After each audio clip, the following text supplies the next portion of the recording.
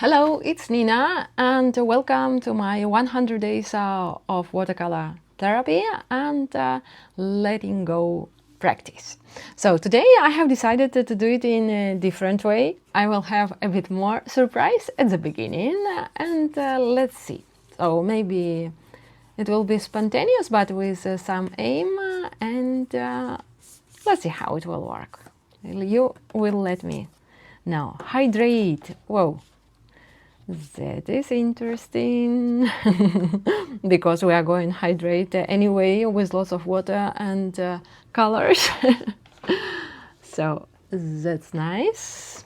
Okay, I will take one more prompt. Let's see. A plant pot. Okay. And one more is going to be make 30% monochrome. So it's quite challenging, and let's see how I will cope today. The idea, that to enjoy the practice and to have this playtime and to let go of the expectations. That is one of the things which I am working on every day. I think it's never enough when it's about to let go all our expectations, control, hopes, the same. That quite often we do something and then we expect the result. We can do something for another person and expect also some reply or some action in reply. No. Also, we have really high expectations from ourselves, and sometimes we need just to let things happen, to trust, because the opposite to control is to trust. Okay, it's going to be 30% monochrome and a plant pot, and with water, like hydrate. I know. Probably it's not completely. I don't want to have any idea, and I just have done this input into my mind. Yeah, like this girl on this painting. This is a beautiful painting by Josephine Wall. I really love her artworks, and especially the depths. That's depths in her artworks. So something which will be revealed today. About hydrate, I think that I feel like here that however there are like some trees or whatever, but it's the feeling that you are under an undersea world. So for me, I think that I also feel today a bit like to be in the undersea world, and then we'll start to appear something, and it should be 30% monochrome and plant pot. Okay, let's see.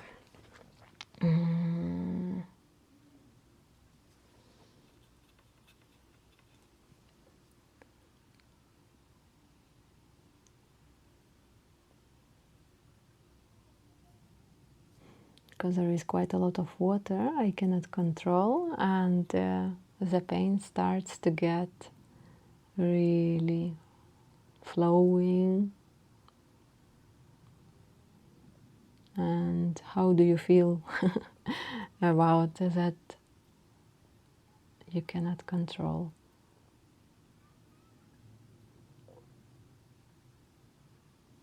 Sometimes also there are situations where we just, whatever you do, what depends on you, but then you cannot control the outcome of the situation, and you need just to trust and to let go. Other point is that you would be worrying, no, about that situation, but it doesn't matter because you have done your part, that you cannot do anything else.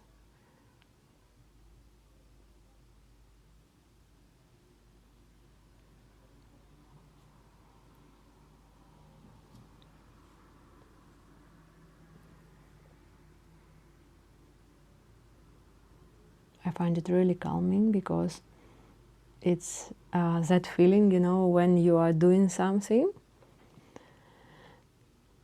and then it spreads, and it's like in some point is a feeling is that what you are trying to materialize, yeah, to make it, to bring to life, that it runs away. And for sure you have experienced also this many times, that in life the same, sometimes we're making efforts, but and hoping for certain results, and at the end we discover that it runs away, that result runs away, and we are checking, trying, forcing.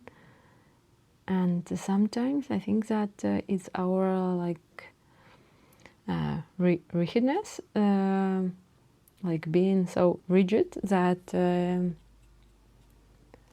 expect only one type of outcome, and it makes you quite like, it limits quite a lot your vision.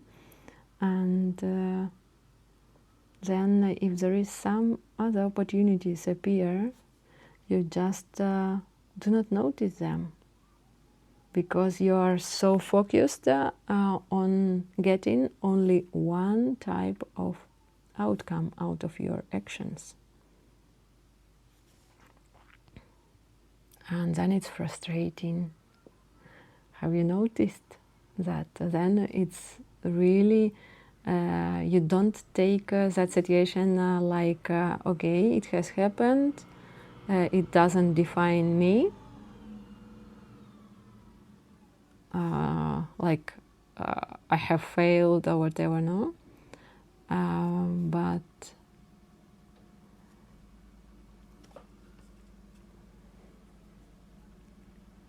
and you get frustrated because you have had quite a lot of expectations, and they haven't been fulfilled.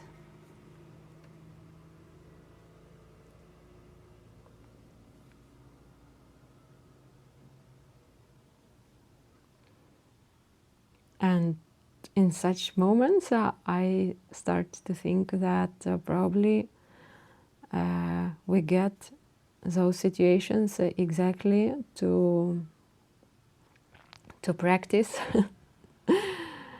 that our state of frustration. And we know that you know that when you have expectations, especially something which you want so much, so desperately, that it's almost for sure, and you are waiting till it will happen, that for sure it's almost guaranteed that it won't happen,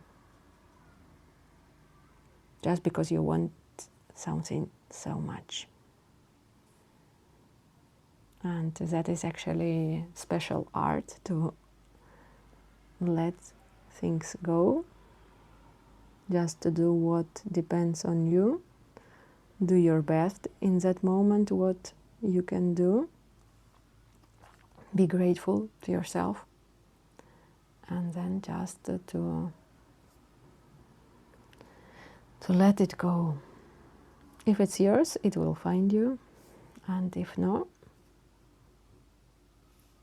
then something better is waiting for you.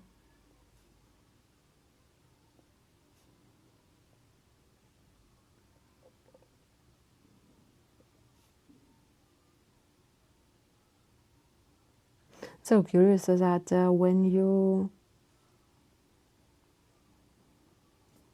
when you feel that frustration, it's like you are actually immediately the mind brings you that idea that if something which you haven't got what you expected, that is like your personal failure. And that is the most scary part, that you start to feel that that failure defines you, your value, and defines your worth, no? And if you really are tired to this belief, then bit by bit you start to feel that it affects also your self-confidence. And it's not true. It's not like this.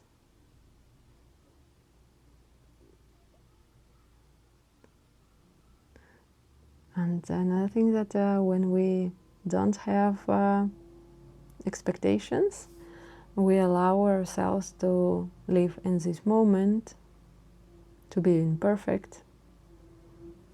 Have you noticed how imperfect I have got these leaves? And that's fine. And I really like this brush because it's like if you are pressing a bit more, then you start to get some really interesting lines. And talking about the art results, what I notice among creative people who dominate really well the technique, that quite often the most scary part for them is when they get the result which doesn't look on their level, doesn't look perfect for them. They want to get something beautiful, and at the end you get something not so beautiful as you were expecting. And then again, it's like immediately you start to tie it to your self-value. And it is so scary to show your imperfections.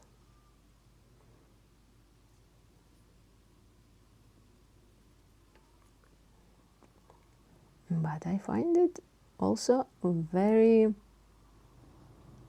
courageous to show your imperfections.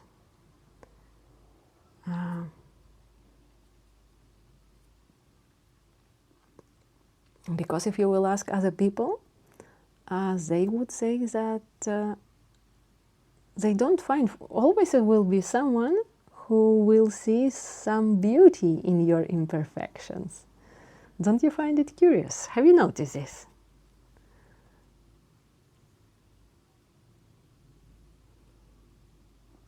And I really love the art process, is that it helps to be imperfect and to accept your imperfections.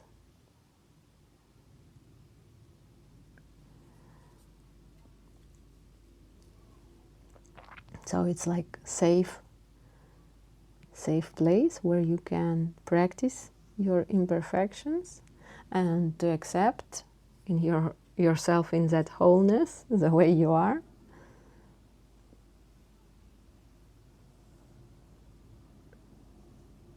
And it's so beautiful.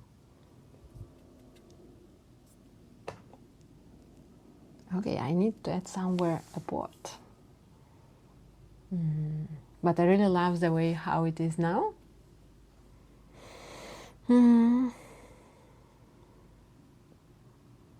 But yeah, for sure, to ground my plant, I need something.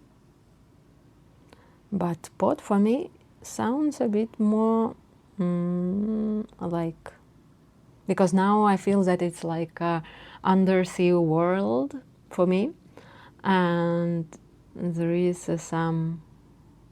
are some roots, and if I will I will add a plant pot, I feel it like it would be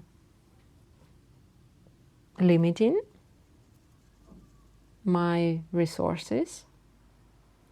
That's why I decide that I won't paint in this painting the plant pot. I have only plant which is free, strong, and has large and expanding roots.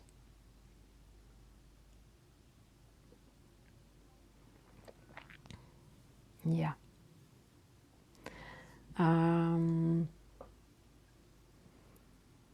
To stay strong, to expand.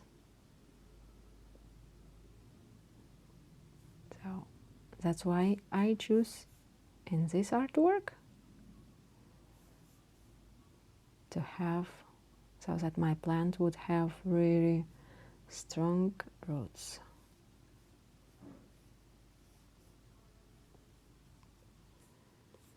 And what also I think that I almost done, what I want is some kind of golden shades. You know that I really love this part when I add some gold. And let's add somewhere.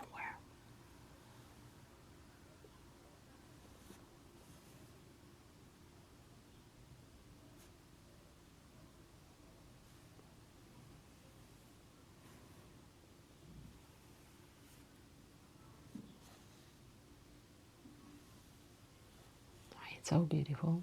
I really like. And especially with the light, it will shine.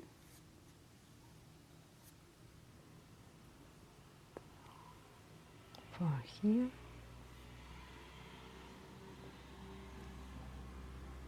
Like this.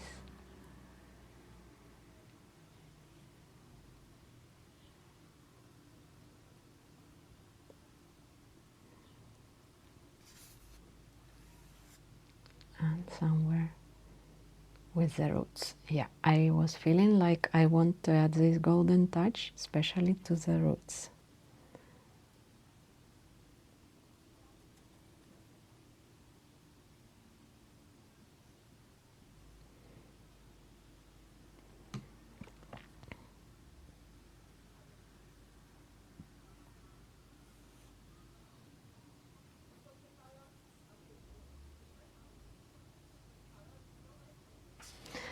So, oh, it's really beautiful. I really like.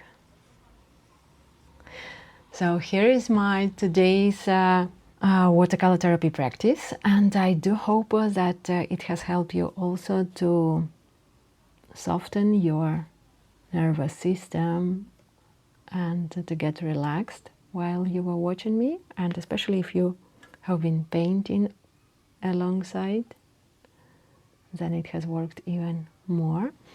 And I remind you that in those moments when you feel overwhelmed, you can watch my quick emotional reset guide for highly sensitive people, where I share some techniques which will help you to soften your nervous system quite quickly. It's free and you can find it in the description under this video. Thank you, sending you lots of love, and see you next day.